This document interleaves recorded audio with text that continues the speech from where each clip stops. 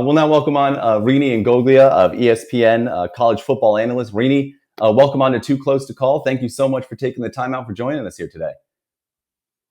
Ooh, don't forget to unmute yourself. Thanks a lot. Thanks for having me.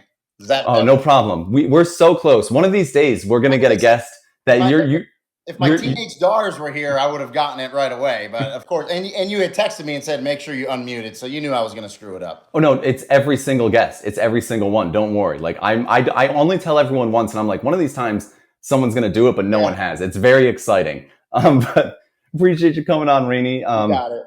Crazy college football slate this Saturday. I'll start with just asking, I'm kind of curious, what was your favorite game?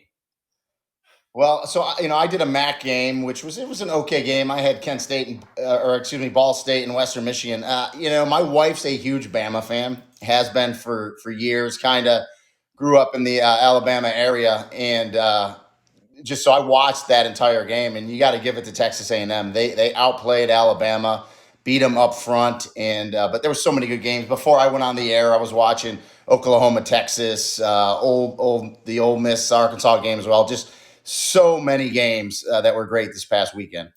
It was unbelievable, and the three games that I was kind of focusing on all throughout the day, really, just because of what was happening in them. At the start of the day was that Oklahoma and Texas game, which was just a drug of football from start to end. Then you got Penn State and Iowa, which was just a slugfest in every way, shape, and form. You close out the night with what might have been the best game of the day, surprisingly, after Oklahoma and Texas, with Alabama and A&M. But we have plays from each one of those games too. I'm curious. You got to pick your play. Which one you taking? So first, we've got the Marvin Mims catch, which this thing was unbelievable to tie the game up versus Texas.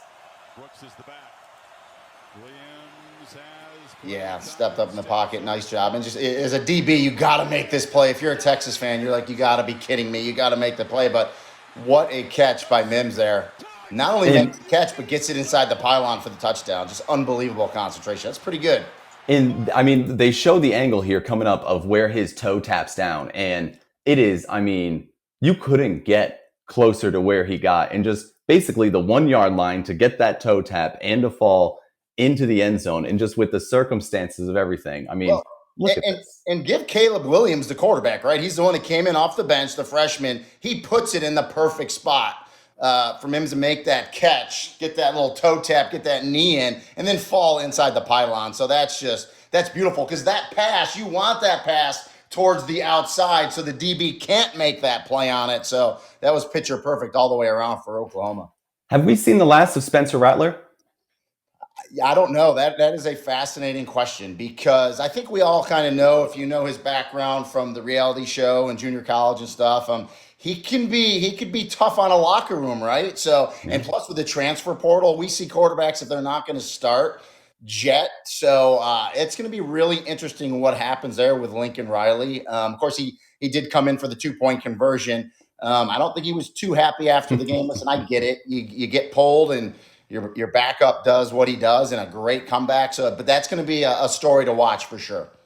Yeah, and we'll have to see if he is able to find his way back into the starting lineup this year or into games at all. Maybe they do try and use him in a secondary play, but if he's not involved or wanting to be a part of that game plan, who knows? The game-winning play in that game was awesome as well. This game in general, the first offensive snap of the game went for a touchdown, and essentially it was basically the last offensive snap of the game, if you're not counting the extra point, went for a touchdown. Well, the funny thing is, this is what you think of when you think of Big 12, right? A lot of scoring, back and forth, and the irony here is both these teams are going to the SEC. So, but it was kind of much like Ole Miss, Arkansas as well. But yeah, but these are I think the games, the back and forth that just fans love, right? It keeps you glued to your seat. Like, I'm kind of a traditionalist, guys. I played back in the 80s and 90s where if you won 10-7, that's just a great defensive game, right? And we see Iowa doing that this year. But those are the games right there that the fans love, and it just keeps people coming back and back. And speaking of Iowa as well, their go-ahead touchdown in their game was awesome. And of course, when you pair it with Gus Johnson on the call, it only makes it amplified tenfold, right? This was a great catch and play. Gus gets excited on a first down now. So Gus is an excited guy, but yeah, you love his calls. And this was another great game. And that's the thing that's making this season so exciting are these top matchups within conferences. And we're only going to get more of this as we get into the meat of conference play the next 1, 2, 3, 4 weeks. It's going to be phenomenal because you take the Big Ten, for instance, they all have to play each other still. They got to keep going. I mean, Penn State still has to play. You have Ohio State, you have Michigan State. They all have to play each other. Michigan. I mean, so we're in for a lot more really good games. Yeah, and even Alabama's got some more games left on their schedule, and they're coming now in with one loss. And I mean, this was awesome. This was the game-winning kick by Seth Small last night. But did you see this reaction by his family? The family reaction. Now, I don't know if that's his mom or his sister, but she bailed. She jumped over the fence and ran on the field. So I give her kudos. But yeah, I could. My daughter plays college soccer. She plays at Lynn University, which is Division II down in Boca Raton. And I sit up in the stands as a dad, and you're so nervous. I could just imagine what the family was feeling like as their relative, son, brother, nephew was getting ready to not only make a field goal but beat Alabama. It'd be the first unranked. There's so many firsts that he was about to get rid of with his kick. And if you watch the kick, guys, it was going left. It looked like he was going to miss left. It was going to hit the left upright. And then it looked like one of my 5-irons. It came back to the right with a little bit of a slice. And it's like, it's in, it's over. So, yeah, that was a great ending. It was incredible. And that is Mom. That was Mom right in the front row there. Mom's got some hops. Yeah, good for her. And she collapses after it goes through. And then just how quickly she immediately springs up and then jumps over and is on the field. It's like... You can tell she saw some other fans doing it. She's like, damn it, I'm going too. She said, oh, you're not, that's my son. I get to celebrate with my son. That's right. Oh, it was unbelievable. All three of those games to cap it off. I'm curious going forward now because with Alabama losing, it opens the door very wide for one Cincinnati, a group of 5 school. I mean, do you see a situation where if Cincinnati wins out, they can't make it to the playoff? Like, is this the year we're going to get it as long as they win out? Unfortunately, I can see them not going. I'm a huge American Athletic Conference fan. You know, I live here in Orlando. UCF's right around the corner. I did the media days for the AAC. We got someone repping UCF up there. Yeah, so I did the AAC media days this year. So I'm a big American fan. And I am one, and I could go a bunch of different directions in this conversation. I think we need to go to 12 teams. But yes, I will give Cincinnati this, right? They're doing what they're supposed to do. They beat Indiana on the road. Now Indiana is turning out not to be as good as they were hoping. They beat Notre Dame, which they had to. They need Notre Dame to keep winning. I think that's their biggest hope because the American is not, as a conference, is not playing good football this year. So they should not, and I know UCF fans are going to get mad. They play UCF next week. They should not have a problem with UCF from what I'm seeing out of both those teams. So I don't think since he should be stopped. And the other thing is, I don't think they're going to play a ranked team. Maybe SMU still going to be ranked when they get to them, and they may play SMU twice because they may play them back to back in the championship. We'll see. Maybe Houston can jump up there too. But here's the thing, guys. Let's say they finish undefeated. Let's say they finish, in that 3rd spot. And of course, this is the AP. We got to wait for the CFP poll. If you're a fan in the state of Ohio, are you going to tell me that let's say Ohio State runs the table, right? And they finish with one loss, and Cincinnati runs the table and they finish undefeated. Are you going to really keep Cincinnati over Ohio State? That's fascinating. So there's going to be a ton of 1-loss teams that the old metrics are going to come into play. Who'd you play? Who'd you beat? Who'd they beat? Who'd they lose to? Who did you lose to? It was a quote unquote good loss. So there's a lot of things that could go on. Listen, I hope Cincinnati keeps winning and makes it in. But I could see a way that the playoff committee it bobs them out and puts them like 5th. And that's why I'm a huge advocate for a 12-team playoff. I just think put them in there and then let them go. And I think that brings a little more excitement too to the end of the season as well. I agree as well. I think 8 or 12 even. I mean, just something, at least get it a little bit bigger to start and see where we go from there. And it is going to be interesting because I think there could also be whether some teams get upset because, as you said, a lot of Big Ten teams still have to play each other. Right. So if there are some 2-loss teams, the door could open up for them there. And you mentioned you're an AAC fan. I was actually at the UCF game on Saturday. So I'm curious because you mentioned UCF there. They play next week. Where would you put this team up against that 2017 UCF team? The Cincinnati team or this UCF team? The Cincinnati team, the 2-1 beat. Pretty comparable, I'd say right now. We'll see. obviously we'll know, right? We're going to know how it plays out, but right now, pretty comparable. And so Cincinnati is taking an advantage, and rightfully so, of what the groundwork UCF laid.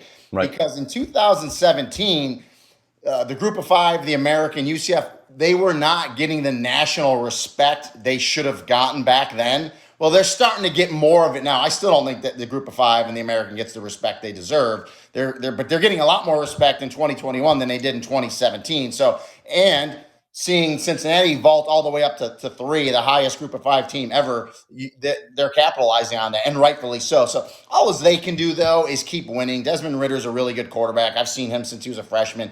They got some transfers in there. They're really good on both sides of football. So it's comparable to that 2017 UCF team was really good. I mean, remember, they beat Auburn right in the Peach Bowl. That was an Auburn team that beat Alabama that year. So That team was really good. We'll see if Cincinnati can finish strong, and so you let them keep, regardless, if for some reason they go undefeated and they get left out of the playoff, they're still going to go to a New Year's Six Bowl, and they're still going to get a shot at a big power school. So we'll be able to compare apples to apples, I think, a lot better when the season's over between those two programs. Rene Ingoglia, ESPN college football analyst, joining us here. Appreciate it, Rene. We'll get you out on this question here. I'll let you put your bias hat on. Okay. Go ahead and choose your dream college football playoff here. End of the season, flash forward. Who are the 4 teams that you would most love to see playing in the college football playoff? I want to see Georgia, because I do think Georgia's the best team in college football. So you got to have them in there. I've known Kirk Ferentz for over 30 years, so I'm aging myself. Back in the early 90s when I played at UMass, and they got their first win this week over UConn. So my alma mater is not the worst team in college football. The Zoo, baby, that's right. The toilet bowl, they won. Big win. Kirk Ferentz was the head coach at Maine so I played against him. So when you go back that far and you know someone and you've talked to them, I'm a big Iowa fan, and they're kind of that old school football we talked about, right? Kind of smash mouth defense. They're going to come at you. I'd love to see Iowa in, right? And so that'd be a new face as well. What the hell? I would like to see Cincinnati do it just because there we go. Done yet.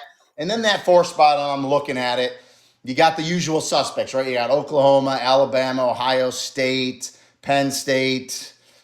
Boy, I don't know. I think the 4th is kind of a wild card. I'll throw you one. If I had my dream, I'd put Coastal Carolina in. Yes. Because that's a team that I called 3 Coastal Carolina games last year in the crazy COVID year. I've already called them once this year. I love Grayson McCall. They run a triple option out of a pistol spread attack, but they still throw the ball vertical. They got a great tight end named Isaiah Likely.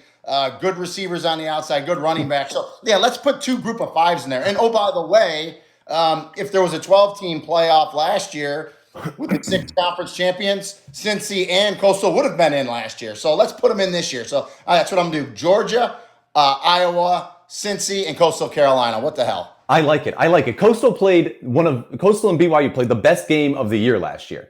I mean, that was by far, I think it was the best game of the year. And I love that mentality of both of them being like, you know what? Let's do this. We both need this. One of us will benefit. The other one will suck it up. We'll come back and be better for it next year. And it shows you how hard it is to prepare for an offense like Coastal, because BYU took that with like 2 days notice. So they couldn't prepare properly for that offense, but they played a well of a game. They still almost won it on the road. So it just goes to show you, we don't necessarily have to, schedule stuff 8 years out, right? Let's get some good matchups going and play. But that'd be awesome to see those 4 teams in there. It's not going to happen, but it'd be great. Oh no, it would be great though. I love that Coastal team last year, and I think I thought last year that's what a Group of 5 schools should do.